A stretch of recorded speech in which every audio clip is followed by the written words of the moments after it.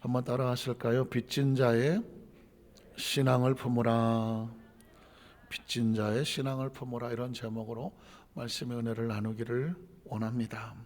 성경 속에 보면 말씀 속에서 크리스찬들에게 신앙의 무장을 어떻게 해야 되느냐, 신앙의 무장에 대한 여러 가지 다양한 비유로 말씀을 하고 있습니다. 우리는 첫 번째로 크리스찬의 신앙 무장을 위한 여러 가지 비유를 한번 살펴보기를 원합니다.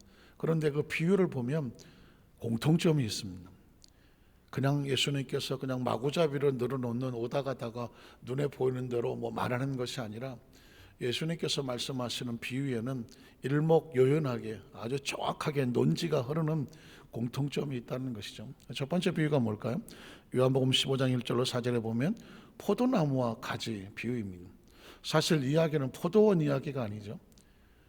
그리스도의 제자들, 크리스찬들은 과연 어떤 신앙으로 무장을 해야 하느냐, 이걸 우리에게 명령하시는 거거든요. 자, 나는 참 포도나무다. 그리고 내 아버지는 농부다. 그리고 물은 내게 붙어 있어. 나무와 가지는 어떤 관계죠? 붙어 있는 관계죠. 이 붙어 있다는 얘기가 아주 중요한 것입니다. 예수님께서 말씀하시는 포도나무와 가지의 포커스는 뭐냐면 가지는 줄기에 붙어 있다는 것입니다. 이건 바로 하나님의 나라와 그 속에 연결된 하나님의 자녀의 관계를 말하는 것이고, 위치를 말하는 것이고, 소속을 말하는 것이고, 신분을 말하는 것이고, 목적을 말하는 것이고, 비전을 말하는 것이고, 나의 존재의 정체성을 말하는 것이고, 내 삶에 가는 길을 말하는 것이고, 이건 생명을 말하는 것이고, 내가 사는 길을 말하는 것이고, 하나님께서 농부가 우리에게, 가지에게 갖고 계시는 하나님의 비전이 무엇인가를 이 단어 속에서 끄집어낼 수가 있는, 물은 내게 붙어 있어서님. 반대로 떨어져 있으면 어떻게 해요? 이 모든, 제가 조금 아까 언급했던 모든 것들이 날아가는 것이죠. 그러니까 붙어 있어서, 붙어 있으면 어떻게 될까요? 열매를 맺어야 되는데 맺지 아니하는 가지는 어떻게 되느냐? 아버지께서 그것을 제거해 버리신다. 분리라고 말했죠. 크리스천들이 가장 두려워해야 될 단어는 뭐냐면 분리라고 하는 단어입니다. 분리. 물론 세상과의 분리는 에클레시아니까, 교회니까 당연한 것인데, 하나님과의 분리를 두려워해야 돼요. 가지는 줄기와의 분리를 두려워해야 되는 것입니다. 그래서 그 줄기에서 떨어지지 않으려고 할 수 있는 걸 다동원하는 것이죠. 그래야 사니까요. 이 땅의 모든 생명은 살아가는 원리와 법칙이 있습니다. 저와 여러분이 여기까지 살아온 건 대단하신 거예요. 저와 여러분 시대에 같이 태어났어도 그 전에 이미 세상을 떠난 분도 굉장히 많이 있습니다. 물론 연세가 가신 분도 있겠지만은 아깝게 너무 일찍. 그렇지만 그런 과정 속에 안타깝지만 생명이 보존이 안 돼서 생명이 그만, 표현이 좀 그렇지만 마치 불이 꺼지듯이 생명이 더 이상 못 움직이게 됐다는 거 아니겠습니까? 지금까지 살아온 것은 생명이 보존되어 살아온 것입니다. 앞으로도 마찬가지입니다. 우리가 어떻게 살까요? 우리 생명을 안전한 수칙 가운데 보존이 돼야 생명이 사는 거지, 생명을 마구잡이로 막 여기저기다가 내던지면 절대로 안전하지가 않습니다. 마찬가지입니다. 가지라고 하는 것은 나무에 붙어 있어야 열매를 맺고 안전한 것인데, 열매를 맺지 아니하면 아버지께서 그것을 제거한다, 분리시킨다는 것입니다. 분리는 곧 죽음을 말한다고 말했죠. 자, 제거하시고 버리시고 무릇 열매를 맺는 가지는, 그러니까 포도나무와 가지는 연결이 되어 있고, 가지의 사명은 뭐냐? 열매를 맺어야 되는 것입니다. 한번 따라 하실까요? 가지의 사명은 열매를 맺는 것입니다. 저와 여러분이 예수를 구주로 믿으면 아멘 하시길 바랍니다. 우린 모두 예수 그리스도의 포도나무에 붙어있는 가지와 같아요. 가지예요. 그러면 가지는 그냥 가지로 끝나면 안 되는 거죠. 나는 무슨 열매를 맺어야 되느냐? 지금 예수님께서 단호하게 얘기하잖아요. 근데 물은 내게 붙어 있어서 열매를 맺지 않냐는 가지는 농부가 잘라버린다고 말하잖아요. 왜? 쓸모와 소용이 없는 거예요. 가지가 목적을 잃어버린 것이죠. 그러나 열매를 맺는 가지는 어떻게 하느냐? 더 열매를 맺게 하려 하여, 더 열매를 맺게 하려요 그것을 깨끗하게 정지를 해준다고 하는 것입니다. 사실상 하나님의 나라의 법칙은 상당히 우리가 생각하는 법칙하고는 차이가 있습니다. 우린 공평하게 뭘 나누어 주길 원하잖아요. 뭐 누구 많이 주고 누구 적게 주면 서운하고 섭섭하고 삐지잖아요. 그러나 하나님의 나라는 안 그렇습니다. 무릇 있는 자에게는 더 주고 무릇 없는 자에게는 있는 것도 빼앗아서 있는 자에게 마저 주라고 말하고 있습니다. 이 이야기는 뭐냐면 하나님의 나라는 낭비될 수가 없어요. 그래서 일을 하여 열매를 더 맺는 사람에게 그 모든 것이 더 주도록 되어 있는 거예요. 이 이야기는 뭐냐면 열매를 맺어야 되는데 열매를 맺지 아니하고 땅속에 묻어둔 한 달란트와 같은 사람은 악하고 게으른, 하나님의 나라는 반드시 열매를 맺게 되어 있는 것입니다. 맺어야 되는 것이고요. 열매를 맺지 아니하면 주인이 와서 그것을 이따가 말씀드리겠지만 결산할 때가 온다는 것이죠. 그러니까 포도나무와 가지의 비유는 아주 낭만적이고 뭐 내고장 7월은 총포도가 익어가는 게 시적이고 이런 게 아니에요. 성경은 생명의 말씀이지만 생명이라는 단어는요 아주 무서운 단어입니다. 생명이 낭만적이라고 보이됩니까? 생명은 아주 치열한 단어예요. 살아남아야 생명이 있는 것입니다. 생명은 죽음과 싸워서 이겨나가야 생명이라고 말할 수 있는 거예요. 그러니까 생명은 아주 처절한 단어고 치열한 단어고요, 아주 극단적인 단어입니다. 생명은 그냥 쉽게 살아남는 게 아니에요. 그러니까 그러려면 어떻게 해야 돼요? 생명은 처절하게 열매와 관계가 되는 것입니다. 그래서 어떻게 합니까? 그것을 깨끗하게 하려 한다. 그 다음 절을 보면 너희는 내가 일러준 말로 이미 깨끗하여졌으니.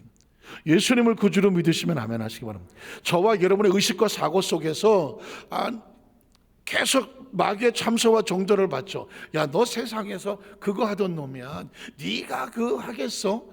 옛날에 우리의 부족하고 연약한 모습을 가지고 끊임없이 정죄하고 우리에게 마음속에 열등감과 모든 좌절감을 주려고 다가옵니다. 그러나 예수님은 한 방에 끝나는 것입니다. 내가 이미 너를 의롭다 하였으므로 의로운 자가 되었으며 하나님의 자녀라고 말했으니 하나님의 소속 속에 들어왔으며. 믿으시면 아멘 하시기 바랍니다. 그래서 우린 머리부터 발끝까지 예수님의 피값으로, 예수님의 생명으로 바꿔 대속해 주셨기 때문에 이미 머리부터 발끝까지 예수님 안에서 깨끗해진 자요, 정결해진 자요, 예수 그리스도 안에서 열매를 맺을 수 있도록 우리에게 복이 연결된 존재, 이걸 크리스천의 정체성이라고 말하는 아이덴티피케이션, 아이덴티파이라고, 나의 정체성이에요. 여기 삼성이나 어디 LG를 들어갈 때 가슴에 붙이는 아이디 카드가 뭐냐? 예수 그리스도로 말미암아 깨끗해진 존재, 새로워진 존재, 변화된 존재, 의식과 사고를 가지고 있어요. 저도 끊임없이 나 같은 사람 조금 방심하면 나 어쩌다가 그런 생각이 자꾸 들어온다니까요. 그런데 우리 스스로 뭘 어떻게 열심히 해서 뭐가 된 것이 아니라 내가 이미 일러준 말씀으로, 하나님 나라의 원칙과 법칙으로, 그로 인한 네가 깨끗해진 존재고 사명을 받은 존재고. 믿으시면 아멘 하시기 바랍니다. 그렇게 된 존재라고 말씀. 너희는 내가 일러준 말로 이미 깨끗해졌으니 어떻게? 내 안에 거하라. 예수님의 포인트는 이겁니다. 내 안에 거하라. 예수님 안에 어떻게 거해요? 그의 말씀과 법칙과 원리와 그분과 같은 방향으로 걸어가는 것을 뭐라고 말해요? 예수 그리스도 안에 거하는 것이란. 이 말이 얼마나 중요한지 나중에 이제 바울 서신에 대해서 좀 같이 말씀 나눴지만, 바울의 신학이라고 말하는, 바울의 말하는 항상 얘기하는 주장은 엔 크리스토스라고 말하는 그리스도 안에서. 이 바울은 옛날 그리스도 바깥에 있었잖아. 그래갖고 막 별 해괴한 짓을 다 했잖아. 예수를 만나고 나서 보니까 그게 얼마나 정말 철천지 원수 같으니. 그래서 나는 죄인 중에 괴수고 그냥 만물의 찌꺼기보다 못하고, 내가 과거에 진짜 무슨 도둑질하고 차라리 그게 훨씬 낫지. 예수 믿는 사람들 잡으러 진짜 혈안에 쫓아다니면서 정말 마귀 사탄의 짓은 골라서 하지 않았습니다. 그러니까 예수 그리스도 바깥에 있을 때, 몰랐을 때, 그러니까 생명들을 향하여서 당신들은 철저하게 예수 그리스도 안에서 안에서 그래야 산다고 말씀하는 겁니다. 밖에서 처절함을 겪어봤던 사람이니까 그 안이 얼마나 중요한지를 알고 안에서. 요한복음 15장 예수님께 내 안에 거하라 나도 너희 안에 거하리라 라고 말하는 것을 베드로를 포함한 12제자가 바울만큼만 알았으면 그렇게 예수님 십자가 앞에 다 도망가지는 않았죠. 근데 그 당시는 이렇게 얘기를 해도 제자들은 예수님이 무슨 얘기하는지를 사실은 못 알아들었습니다. 못 알아들은 이유가 있어요. 왜 그런지 아십니까? 예수님은 4차원에서 와서 하늘에서 와서 하늘에 올라간 자는 인자밖에 없다. 예수님은 항상 하늘을 얘기했거든. 하늘은 4차원의 영적인 차원이거든.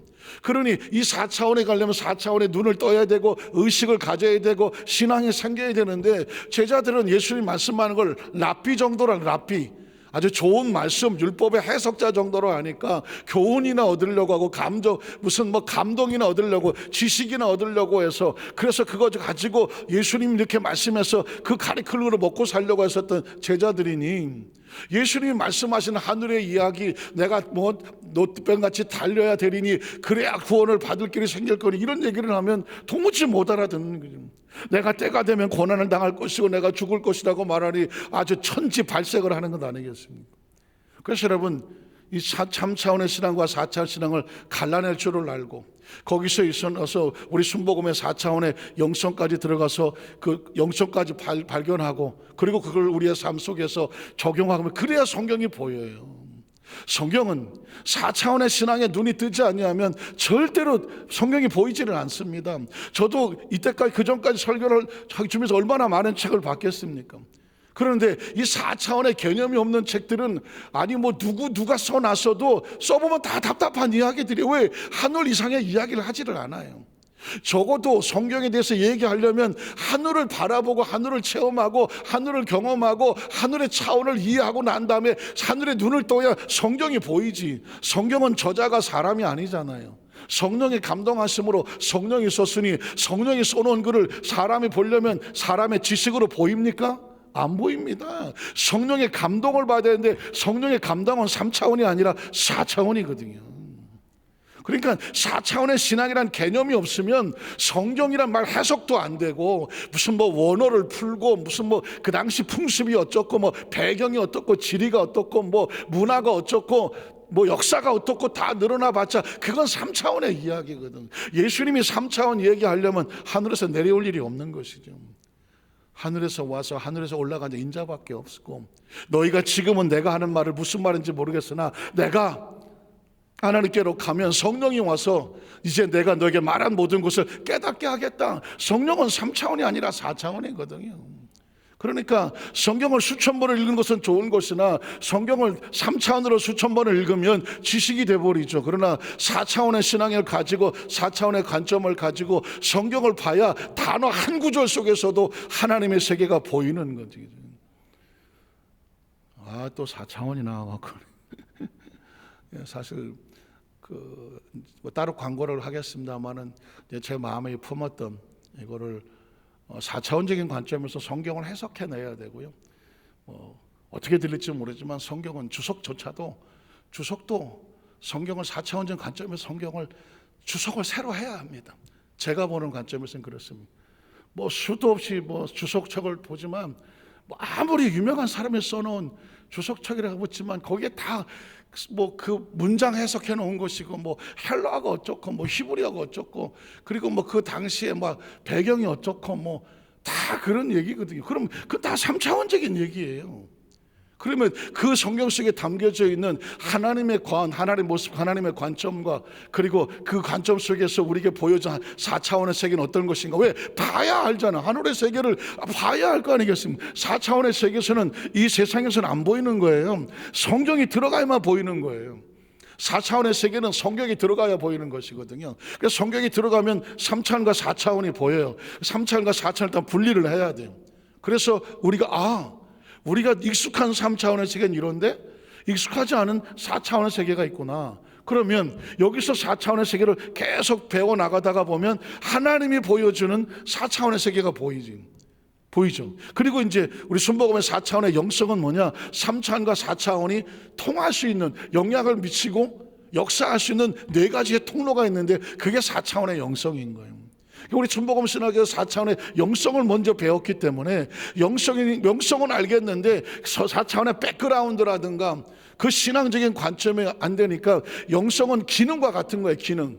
제가 말하는 4차원의 신앙은 전체를 볼 수 있는 관점을 말하는 것이죠. 관점을 가지면 영성은 4차원의 영성은 당연히 보이는 것이고, 그러면 이제 우리의 신앙은 뭐냐면 마치 교회와 같아요. 교회는 3차원의 건물로 존재하지만 이 교회는 하나님을 섬기는 4차원적인 존재잖아요. 4차원적인 존재잖아요. 교회를 3차원으로 보십니까? 남들이 볼 때는 3차원이죠. 교회당, 예배당, 건물이죠. 그 뭐 몇 평이야? 몇 층이야? 이건 다 3차원 이야기입니다.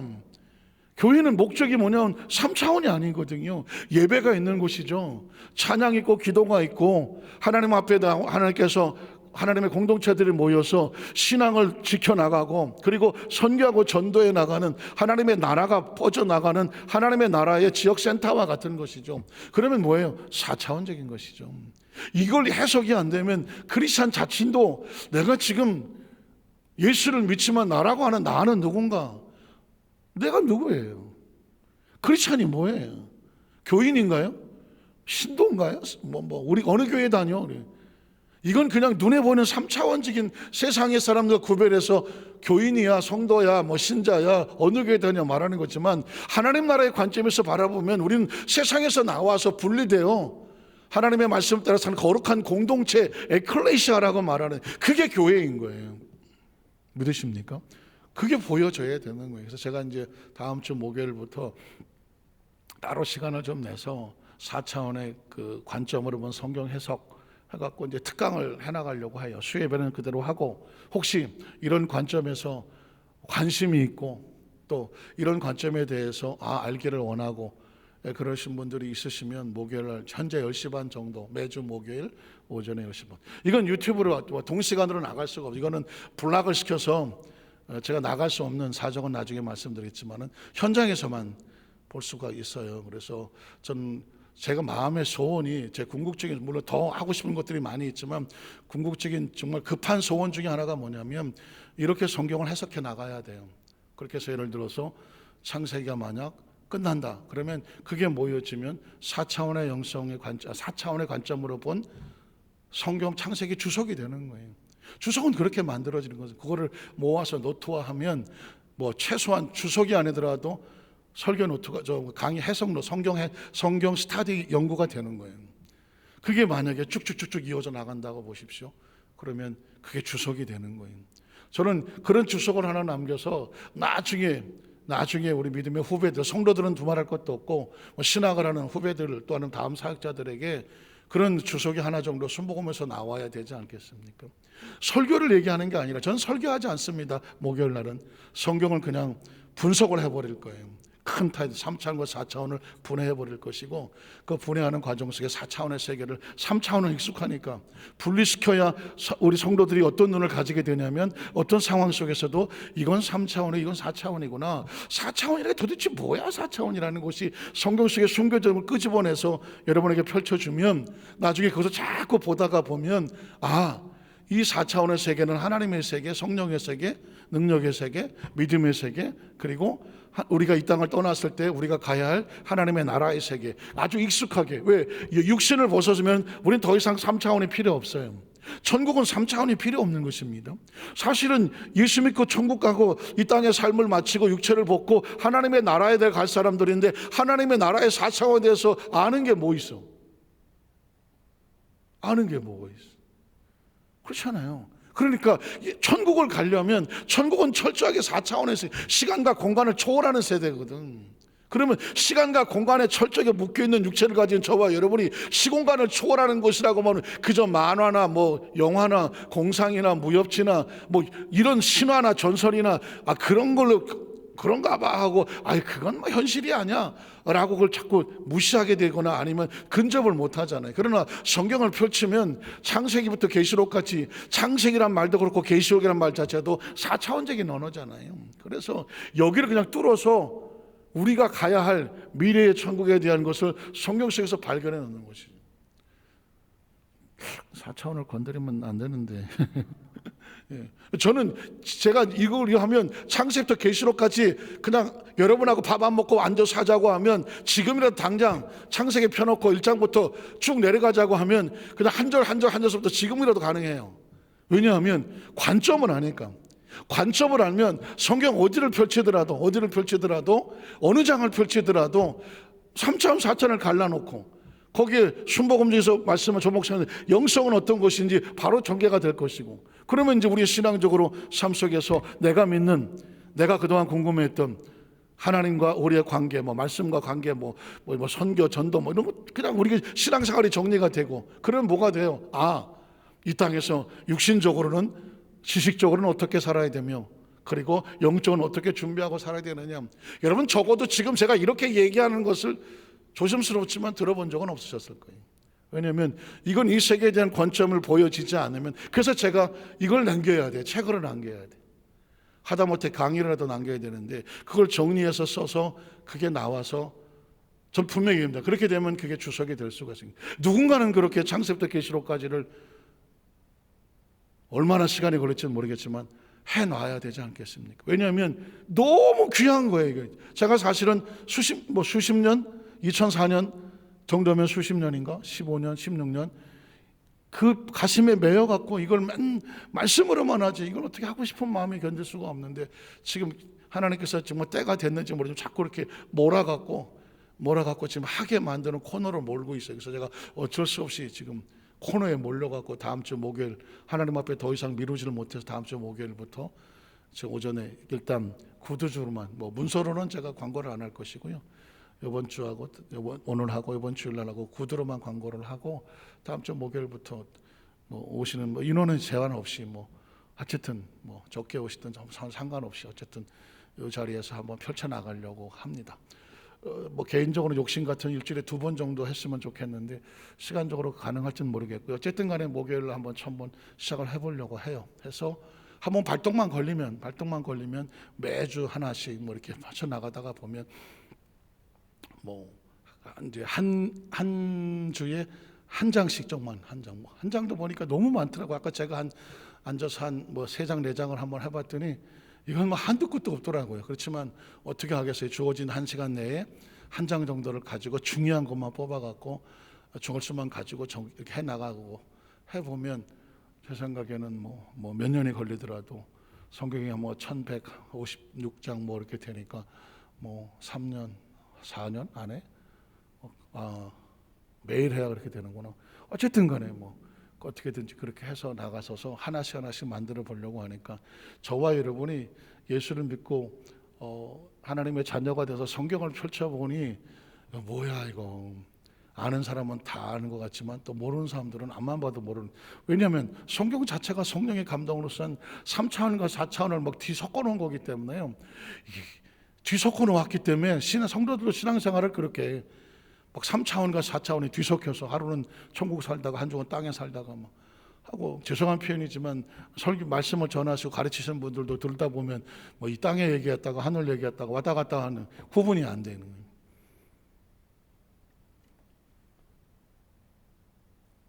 내 안에 거하라. 내 안에 거하라는 것도 보십시오. 내 안에 거하는 것은 3차원이잖아요, 예수는. 그러나 예수 그리스도는 3차원이에요, 4차원이에요? 하나님 안에는 4차원이에요. 이 말 하나도 해석이 안 돼요. 예수 그리스도 아니라는 단어가 3차원이에요, 4차원이에요? 당시 예수님께서 말씀하셔서 내 안에 거하는 그 상황으로 볼 때는 3차원이지만 신앙으로 볼 때는 예수님 안에 거하는 것이 3차원입니까, 4차원입니까? 예수님 자체가 4차원인 거죠. 그래서 여러분, 성경은 나도 너희 안에 거하리라, 예수 우리 안에 거한다, 이게 3차원이에요, 4차원이에요? 이 차원이란 개념이 없으면요, 성경이 무슨 문학으로 들리고 추상으로 들리고 그냥 전설로 들리고 그냥 믿어, 그냥 믿는 걸로 들리고 가죠. 근데 저는 모르겠어요. 저도 막 믿어라 그랬으면 좋겠는데 저는 우리 성도들한테 절대로 그냥 믿으시오가 안 돼. 여러분들에게 왜 믿어야 되는지를, 왜 이런 말씀이 있는지를, 예수님 왜 이렇게 말씀하시는지를 의미 없이 말씀하실 일은 없잖아요. 분명한 목적과 이유를 가지고 천하의 하나님인데, 천하의 하나님이 예수 그리스도로 그 입술에 나오는 단어 하나에, 숨 하나에 헛으로 쏟겠습니까? 아니에요. 분명한 목적과 이룰러서 최고의 문장을 가지고, 최고의 의도를 가지고, 최고의 완벽한 계획을 가지고 점 하나까지도 찍어내는 거예요. 그래서 예수 말씀하지, 1.1획도 남김없이 다 이루어지리라. 우리나라 말에는 점이 없어요. 그러나 헬라에는 하다 보면 점이 있거든. 점. 그 점이 있느냐 없느냐에 따라서 단어 뜻이 달라지거든. 그러니까 1.1획도 남김없이 다 이루어진다라는 말이 그래서 나오는 것입니다. 그래서 이제 정리해 나가야죠. 포도나무 가지의 비유가 있고, 시편 23편 1절 4절에 보면 양과 목자와 양이도 똑같아요. 그냥 정리해 나갈게요. 포도나무 가지와 양과 목자 뭐예요? 관계를 말하는 거예요. 떨어지면 죽는 거예요. 가지는 나무에 떨어지면 줄기에 떨어지면 죽는 거고요. 양은 목자를 떠나면 어떻게 돼요? 죽는 거예요. 자, 시편 1편 1절에 3절에 보면 복 있는 사람 해놓고 시냇가에 심은 나무가 나와요. 시냇가에 심은 나무는 무슨 관계예요? 나무는 시냇가를 떨어지면 떠나가면 살아야 죽어요. 죽는 거예요. 우리의 생명은요, 생명의 원천에서 분리되면 죽는 거예요. 저와 여러분은 생명을 가진 존재라, 우리는 어떻게 사느냐?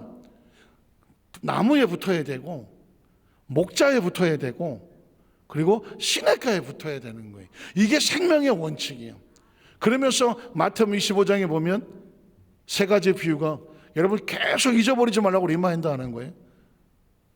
열천의 비유가 나오고, 달란트 비유가 나오고, 양과 염소의 비유가 나오네. 얘네들은 또 비유의 목적이 뭐예요? 결산이 있어. 결산. 들어가는 자와 못 들어가는 자, 주인의 잔치에 일에 맡기고 기쁨을 함께하는 자와 못하는 자, 의를 위해서 만들어 영생에 들어간 자, 악인에서 만든 지옥에 들어가는 자, 이게 결산이 있는 거예요.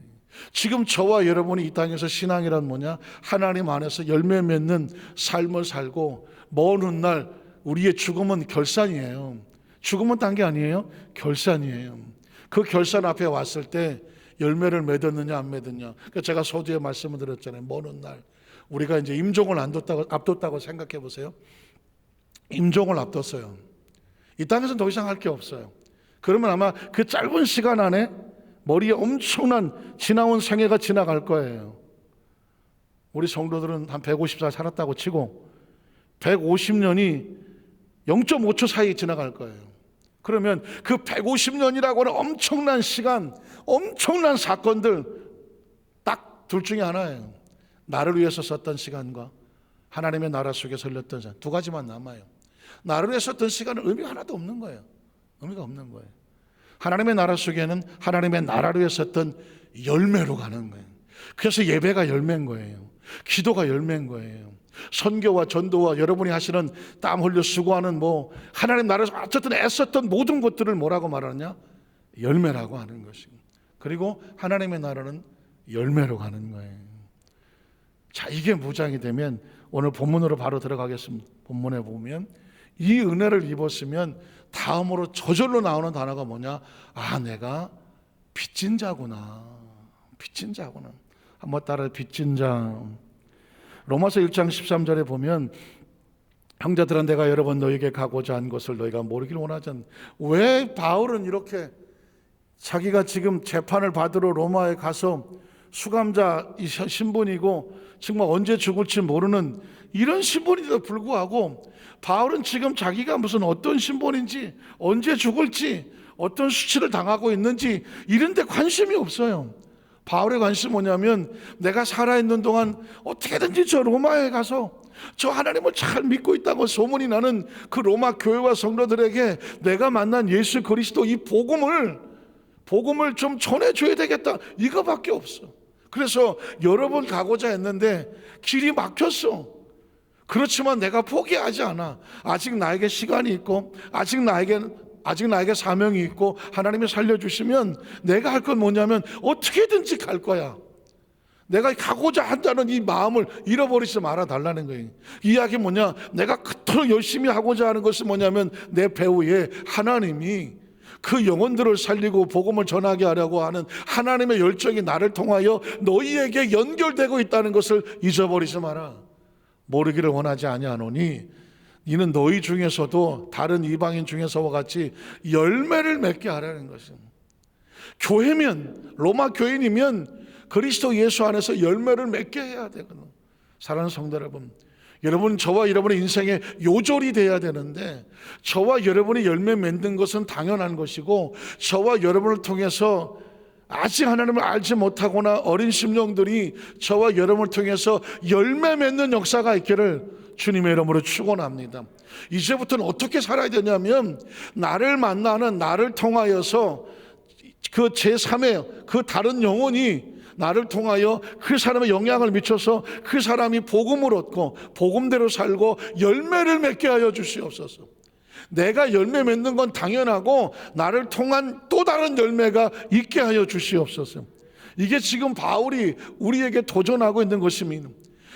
다른 교회를 많이 다녔잖아. 1차, 2차, 3차 다니면서. 그랬는데 이 로마 교회에서도 그런 열매를 맺기를 원해. 그래서 계속 가고자 했어. 그러나 지금까지 길이 막혔도다. 그러나 그 다음 절에 보면 헬라인이나 야만인이나 지혜 있는 자나, 자, 야만인은 다른 게 아니라 헬라인은 지식적으로 뛰어난 사람들이고, 야만인은 뭐냐? 헬라 말을 몰랐던 사람. 그래서 야만인 취급을 당했어.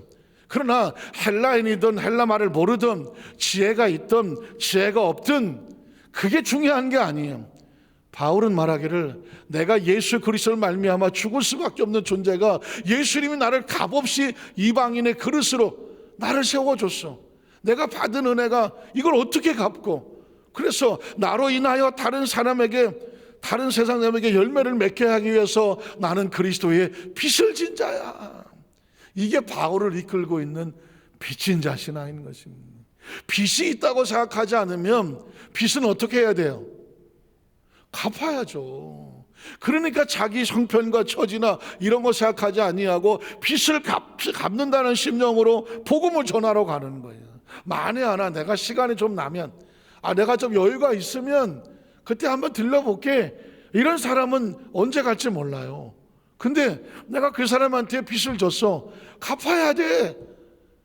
그러니까 내가 안 갚으면 도둑놈이 되는 거예요, 내가. 그래서 어떻게? 내가 어떻게든지 가려고 애를 쓰는 거지. 복음을 전하려고 애를 쓰는. 그리스도는 어떻게 전도하느냐? 어떻게 헌신하느냐? 어떻게 봉사하느냐? 빚을 갚는 심정으로. 한번 따라하세요. 빚을 갚는 심정으로. 빚을 갚는 심정으로. 하나님 앞에 예배도 빚을 갚는 심정으로. 헌신 봉사도 빚을 갚는 심정으로. 내가 시간이 나서 예배 나오는 것도 아니고, 내가 시간이 나서 봉사하는 것도 아니고요. 내가 시간이 나서 무슨 다음 세대 작정 헌금하고 선교금 작정하는 게 아니에요. 빚진 자의 심정으로 하나님 앞에 해야 할 일을, 마땅히 해야 할 일을 한다는 마음으로. 여러분, 그렇게 했었던 초대교회 성도들은요, 그때 하나님의 역사가 나타났어요. 점점 세상이 바빠지고 먹고 살기 힘들고 내가 내일에 바빠. 그러다 보니까 빚진 자의 심정이 없어. 그냥 시간이 있으면 하고 없으면 안 해. 그럼 뭐가 떨어져요? 그 마음의 열정과 동력이 떨어지는 거예요. 한번 따라 하실까요? 하나님, 내 마음에 빚진 자의 심령을 뜨겁게 하여 주시옵소서. 이게 지금 바울이 그런 고백하는 거예요. 제가 그 이태석 신부라는 분의 이야기를 하고 말씀을 마치겠습니다. 지금 아마 여러분 국민일보나 신문에 보면 부활이라고 하는 영화 찌라시 같이 이렇게 들어오면서 이 용지를 가지고 오면 여기 성호동인가 성포동에 거기 롯데마트인가요? 그 영화 극장이 하나 있나 본데 저는 안 가봐서 모르겠는데 거기 공짜로 영화를 무료로 보여드리겠습니다. 그런 찌라시 같은 광고시가 하나 들어왔어요. 그 보니까 부활 이렇게 돼 있었어요. 그래서 나는 부활절을 앞에 두고 아마 그런 영화가 있었나? 솔직히 저는 몰랐어요. 그랬는데 한국 사람이 만든 영화더라고요. 근데 오늘 5시 SBS에서 그 부활 영화를 소개를 하더라고요. 앵커가 그 감독을 모아놓고. 그래서 알고 보니까 그 감독이 10년 전에 그 고 이태석 신부를 주제로 해서 울지마 톤즈라고 하는 영화를 만들었어요. 그 이태석 신부라고 하는 분이 혹시 기억하신 분 있겠지만 남수단의 톤지라는 마을에 가서 문둥병자들, 아프리카의 문둥병자들, 그 다음에 그 문맹자들, 그냥 막 짐승처럼 살아가는 그 사람들을 찾아가서 문둥병자들을 같이 치료하는데 같이 애써주고, 그 다음에 전쟁에 고아돼 버린 아이들을 모아갖고 아이들을 마음을 어떻게 열까 해갖고 악기를 하고 걔들한테 공부를 가르치고 이런 사역을 했어요. 그래서 아프리카 남수단의 슈바이처라는 데 48살인가 대장암에 그 암 투병을 하면서도 마지막까지 거기서 그 사역을 했어요. 그리고 뭐 천주교선 선종이라고 말하는 어쨌든 세상을 떠났어요.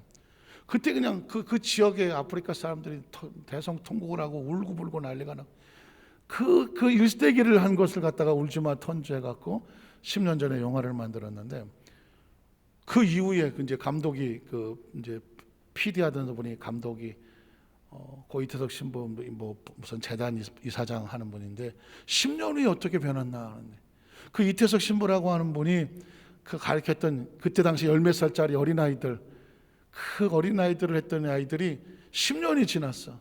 10년이 지나서 보니까 지금 20몇 살이 됐는데 대통령 경호원도 있고 뭐 변호사도 있고 의사도 있고 뭐 교사도 있고 그 아이들이 다 컸어. 근데 10년에 가보니까 이 아이들이 각자 위치에서 자기 혼자 잘 먹고 잘 살다가 아니라 이 친구들이 전부 옛날 이태석 신부가 하던 것처럼 운동이 마을 찾아가고 가난한 거 찾아가고 병든 자들 찾아가고 아이들을 치료하고 걔들을 가르치고 또 문둥병자들을 가서 손잡아주고 안아주고 그들을 말 들어주고 이 사역을 하고 있는 거예요. 그래서 그 사람들에게 인터뷰를 해. 그랬더니 이렇게 말하더라고요. 이태석 신부님이 살아 돌아오신 것 같아요. 그래서 제목이 부활이 됐다는 거예요. 제가 도전을 받았어요. 그러니까 하나님의 나라에 대한, 아주 천주교인이라고 할지라도 하나님의 나라에 대한 비전을 가지고 그 상처 입은 영혼들을 살리겠다고 그들이 자기 생명을 쏟았어. 그랬는데 그 생명이 거기서 죽어지니까 얼마나 많은 그 10년 동안 자라서 똑같이 다른 생명을 살리려고 달려. 그래서 그 사람들이 움직이는데 뭐라고 말하냐면 이태석 신부가 살아온 것 같아. 예수를 믿는다는 게 이런 거였어. 누군가 내 모습을 보면서 예수님이 살아온 것 같아요. 부활은 부활절이라고 모여서 예배 드리는 것도 중요하지만 크리스찬들이 어디 가서 움직였는데 누가 우리를 보고 아유 예수님이 살아온 것 같아요. 그래야 부활이야. 그게 크리스찬이야. 저와 여러분이 앞으로 어떻게 해야 되냐면요, 남은 생애에 누군가 나를 봤는데 예수님이 살아온 것 같다고, 그 사람이 내 안에서 예수를 만나갖고 먼 훗날 우리는 세상을 떠나도 그 사람이 또 다른 예수를 퍼뜨리고, 그래서 예수님이 돌아가신 게 아니고 막 여기저기 부활해서 돌아다니시는 그게 예수의 부활인 거예요. 말씀을 정리합니다. 그 아프리카 아이들이 왜 그랬겠어? 그 가난에 찔드는 애들이 말을 배우고 의사가 되고 대통령 경호원이 되고 사회적인 지도자가 됐는데 아이고 다시 가고 싶지 않지. 근데 이 친구들이 왜 그 병들을 찾아가겠어? 빚을 졌거든. 빚진 자의 마음을 가지고 그 한 사람이 와서 우리를 이렇게 했어. 우리가 그걸 다음 애들에 갚아야 되잖아 하면서 빚진 자의 심정으로 가서 하더라고. 한 번도 병원에 의사가 온 적도 없는 마을에 앰뷸런스가 들어가니까 온 동네가 춤을 추고 난리를 하더만.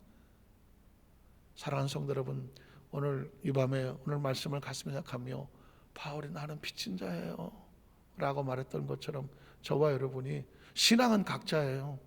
누구랑 비교할 거 하나도 없어요. 각자 있는 처소에서 내가 받은 은혜를 내 주위에 누가 됐든지 간에 빚진 자의 심정을 가지고 정말 그 열정과 빛을 갚는 마음을 가지고 그들을 향하여 펼쳐진 그 손길 하나하나가 또 다른 사람의 생명 속에 하나님 나라의 생명이 들어가기를 주님의 이름으로 축원합니다. 기도하겠습니다. 하나님 아버지 감사합니다.